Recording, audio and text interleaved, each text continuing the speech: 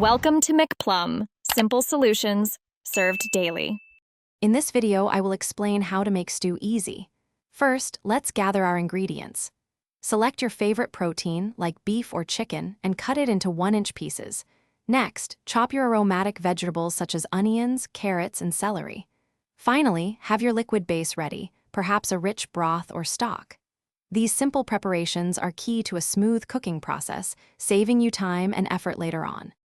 Building a strong flavor foundation is crucial for a delicious stew.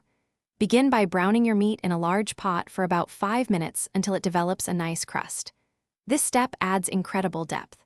Then, remove the meat and sauté your chopped vegetables until they are tender, which usually takes 7 to 10 minutes.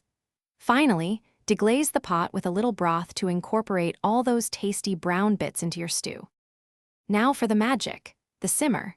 Return the browned meat to the pot, add your liquid herbs and spices, ensuring everything is mostly covered. Bring it to a gentle simmer, then reduce the heat to low, cover the pot, and let it cook. This slow, steady cooking for 1.5 to 2 hours is what transforms tough cuts into incredibly tender, flavorful stew, allowing all the ingredients to meld beautifully. Your easy stew is almost ready. In the final 15 minutes of cooking, stir in any quick-cooking vegetables you like, such as peas or corn, to add freshness and color. Taste and adjust the seasonings, adding salt and pepper as needed to achieve the perfect balance of flavors.